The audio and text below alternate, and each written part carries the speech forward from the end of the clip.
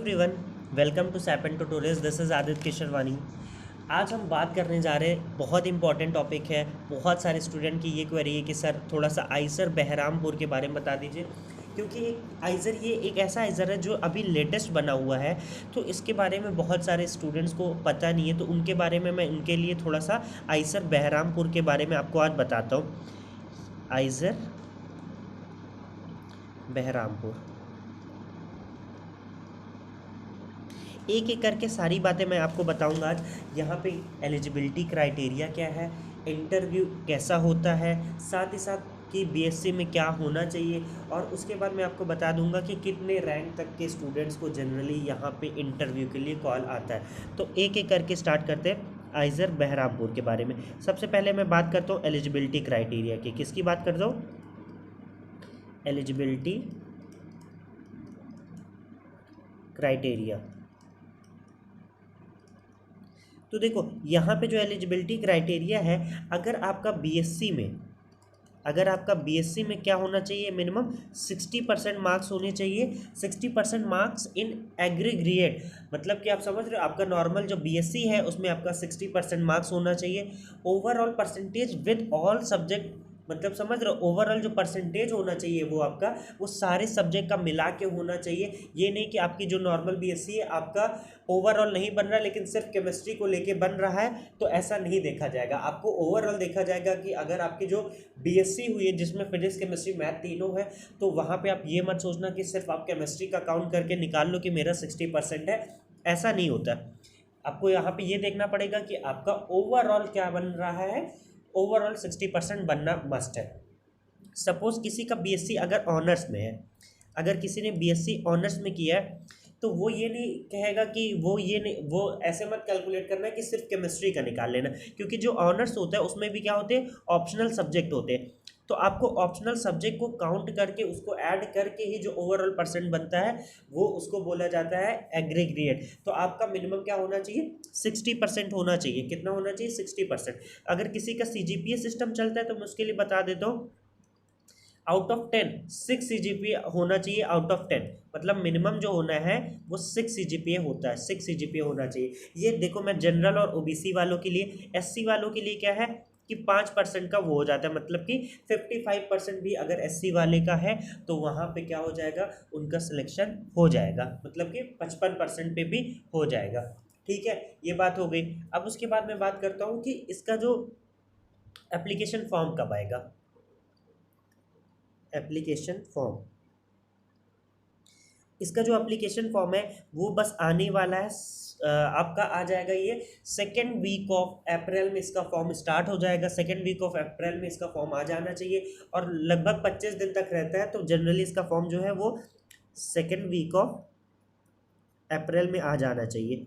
ठीक है, 2nd week of April में इसका फॉर्म आ जाना चाहिए। 25 या 1 महीने तक रहता है इसका फॉर्म, तो आप भर सकते हो। तब तक आपका जैम स्कोर कार्ड भी आ जाएगा। इसमें एलिजिबिलिटी क्राइटेरिया में एक और ये चीज़ मैंडेटरी है कि आपका जैम क्वालिफाई होना चाहिए। क्या होना चाहिए, आपका जैम क्वालिफाई होना चाहिए। अगर आपका जैम क्वालिफाई नहीं है या और कोई भी नेशनल लेवल का एग्ज़ाम क्वालिफाई नहीं, जैसे फिजिक्स वालों की बात करूं तो उनके लिए जस्ट होता है, तो वो क्वालिफाई होना मस्ट है, मतलब कि नेशनल लेवल का एक एग्ज़ाम आपको क्वालिफाई करना मस्ट होता है यहाँ पे। ठीक है, ये बात हो गई किसकी, सारी बात हो गई एलिजिबिलिटी की। अब एलिजिबिलिटी जब हो गया उसके बाद क्या है कि आप जब फॉर्म भरोगे तो उसमें आपको एप्लीकेशन फ़ीस मांगेगा। जनरली शायद इस बार इसकी एप्लीकेशन फ़ी बहरामपुर की नहीं लगती है। ठीक है, तो एप्लीकेशन फ़ीस यहाँ पे नहीं लगती है, एप्लीकेशन फ़ीस नहीं लगती है। अब देखो, कट ऑफ बताता हूँ कि कौन से स्टूडेंट्स को यहाँ पे भरना चाहिए। सबसे बात करेंगे पहले जनरल वालों के लिए। फॉर जनरल स्टूडेंट के लिए, अगर आपका रैंक अंडर 1500 है, अगर आपका रैंक 1500 है या उससे नीचे है, तभी आप, अगर आप जनरल के स्टूडेंट, जो जनरल आपकी कैटेगरी है, तो आप यहाँ पे अप्लाई कर सकते हो। आपको इंटरव्यू के लिए कॉल फॉर श्योर आएगा ही आएगा। ठीक है, ये बात हो गई जनरल की। ओबीसी की बात करता हूँ तो ओबीसी में ये है कि अगर उनका जो वो है कट ऑफ है, अगर आपका 1800 रैंक के 1800 से नीचे है तो आपको इंटरव्यू के लिए कॉल आएगा। SC ST में यहाँ पे इन्होंने कट ऑफ में कोई डिफरेंस नहीं है SC ST वालों के लिए।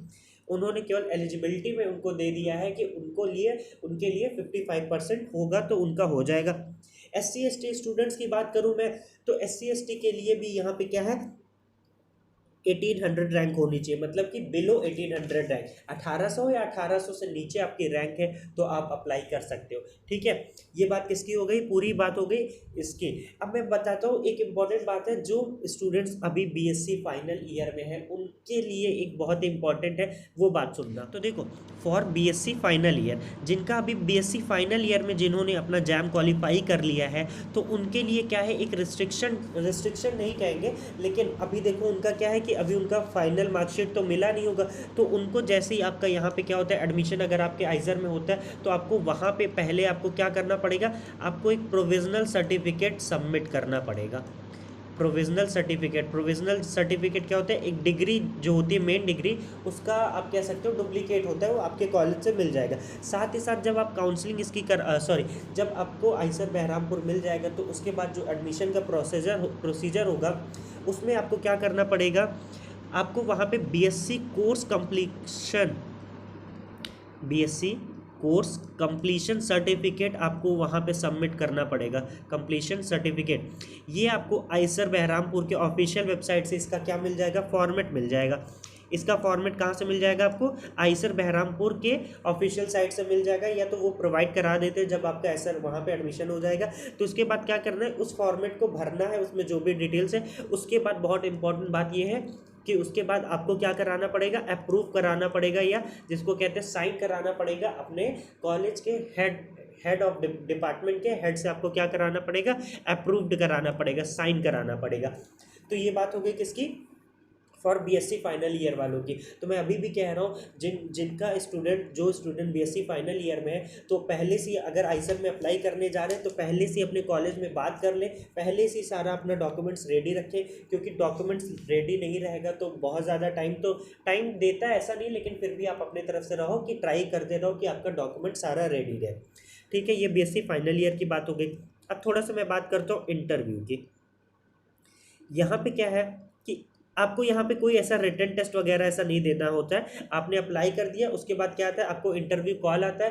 देखो एक और बात है, जो आप मेल डालोगे उस मेल आईडी को आप वही मेल आईडी डालना जो आप रेगुलर यूज़ करते हो, क्योंकि समटाइम्स मेल भी आता है कि आपका इंटरव्यू के लिए हो चुका है, तो आपको इंटरव्यू। अब इस साल का मुझे आइडिया नहीं है, क्योंकि देखो कोविड की सिचुएशन जो है उसके अकॉर्डिंग मैं ये नहीं कह सकता हूँ कि ऑनलाइन होगा कि ऑफलाइन, कुछ भी हो सकता है बिल्कुल भी। अभी तक जब तक फॉर्म नहीं आता इनका, उन्होंने अभी तक बिल्कुल नोटिस नहीं दी है, तो कुछ भी हो सकता है ऑनलाइन ऑफलाइन। आप क्योंकि फॉर्म फ्री ऑफ कॉस्ट है तो आप बिल्कुल अप्लाई करो, अप्लाई करने में क्या जा रहा है। ठीक है, इंटरव्यू की बात करूं तो इंटरव्यू में देखो आपसे सबसे पहला क्वेश्चन यही पूछेगा कि why you want to join IISER. ठीक है, सबसे पहला क्वेश्चन। उससे पहले मैं थोड़ी सी एक इंपॉर्टेंट बात बता देता हूँ। देखो आइसर बहरामपुर जो है वो अभी न्यूली बना हुआ है। क्या बना है, न्यूली बना हुआ है, न्यूली बना। साथ ही साथ मैं इसका बता रही हूँ, अभी बहुत ही फ्रैंकली स्पीकिंग बात कर रहा हूँ कि इसका जो इंफ्रास्ट्रक्चर है बिल्कुल भी अच्छा नहीं है। ये मैं क्यों कह रहा हूँ, क्योंकि ये अभी अभी दो तीन साल ही हो रहा है इसको बनने हुए, तो अभी इसका इंफ्रास्ट्रक्चर बिल्कुल भी अच्छे से बना नहीं, अभी इसका बन ही रहा है। तो आइसर बहरामपुर जो है वो न्यूली है, तो बहुत ही अच्छा नहीं। अब कोई स्टूडेंट अगर किसी को टॉप NITs मिल रही है तो क्या उसको आइसर बहरामपुर जाना चाहिए? तो मेरे अकॉर्डिंग, अगर मेरा ओपिनियन मानो, अगर आपको आइसर का टैग चाहिए तो आप जा सकते हो, अदरवाइज मैं तो कहूँगा, मेरा पर्सनल ओपिनियन ये है कि आप टॉप NITs को चूज़ करो आइसर बहरामपुर के कंपैरिजन में। अदरवाइज अगर आपको लोअर NITs मिल रही तो फिर आप आइसर बहरामपुर जाओ। ठीक है, तब ये बात बहुत इंपॉर्टेंट बात है। अगर आपका ओपिनियन कुछ दूसरा है तो डजेंट मैटर, ये मेरा पर्सनल ओपिनियन है, अगर आपको सही लगता हो ठीक है, अदरवाइज आप देख लो। ठीक है, अब इंटरव्यू में क्या है, बेसिकली सबसे पहले आपसे पूछेंगे कि आपका रिसर्च किस डिपार्टमेंट में ज़्यादा है। डिपार्टमेंट मतलब सब्जेक्ट वाइज, जैसे हमारे में केमिस्ट्री क्या होता है, फिजिकल, इनऑर्गेनिक, ऑर्गेनिक। तो अगर आप कहते हो ऑर्गेनिक तो वहाँ से आपसे क्वेश्चन पूछेगा, फिर उसके बाद फिजिकल से, देन इनऑर्गेनिक से, क्वेश्चन तीनों से पूछेगा। ठीक है, क्वेश्चन जो होगा वो तीनों उससे पूछेगा, लेकिन जो आप पहले बोलोगे उससे आपका क्वेश्चन ज़्यादा पूछा गया। तो इसके लिए एक इंटरव्यू के टिप्स मैं ये देना चाहूँगा कि आप कोऑर्डिनेशन केमिस्ट्री अच्छे से पढ़ लेना। साथ ही साथ केमिकल बॉन्डिंग में जो मॉलिक्यूलर ऑर्बिटल डायग्राम होते हैं उनको अच्छे से देख लेना केमिकल बॉन्डिंग में एमो डायग्राम देख लेना, स्पेक्ट्रोस्कोपी जरूर से जरूर पढ़ के जाना, वो भी अच्छे से। और जो केमिकल काइनेटिक्स है उसके सारे ग्राफ्स देख लेना। देखो पढ़ना तो आपको सब है, और पढ़ना क्या, जो आप जैम का सिलेबस में पढ़े हो डिक्टो आपको वही पढ़ना है, ज़्यादा कुछ नहीं। आपको बहुत ही बेसिक क्वेश्चन पूछा रहेगा, आपको वहाँ पे बेसिकली टेस्ट ये होता है कि आप वहाँ पे कितने कॉन्फिडेंस हो, किसी क्वेश्चन के अप्रोच को, आपका कैसा अप्रोच है। क्वेश्चन का अप्रोच सही होना चाहिए। अगर आपका आंसर भी गलत है तो 2-3 क्वेश्चन का आंसर भी गलत है तो ज़्यादा मैटर नहीं करेगा। अगर आपका अप्रोच सही है, आपका कॉन्फिडेंस लेवल अच्छा है, तो आपका इंटरव्यू अच्छा जाएगा। ये मैं 100% कह सकता हूँ, ये मेरा पर्सनल भी एक्सपीरियंस है। तो आप इंटरव्यू के लिए ज़्यादा टेंशन मत लो, जो पढ़ा है उसी को रिवाइज करते रहो, अच्छे से पढ़ो, आपका इंटरव्यू होगा। तो मैं कहूँगा आइसर के लिए आप अप्लाई करो। बाकी किसी को भी कोई डाउट होता है तो मुझसे पूछ लेना, अदरवाइज डिस्क्रिप्शन में आपको व्हाट्सएप ग्रुप का लिंक भी मिल जाएगा, आप वहाँ से भी जाके ग्रुप हमारा ज्वाइन कर सकते हो। मैं व्हाट्सएप पे भी अवेलेबल रहता हूँ, तो आप वहाँ से मुझसे पूछ सकते हो। एक और बात है कि अगर आप न्यू हो इस चैनल में तो प्लीज़ मेरे चैनल को थोड़ा सा सपोर्ट करो, अपने फ्रेंड्स से शेयर करो, लाइक करो, सब्सक्राइब करो। And yes, thank you so much for watching the video.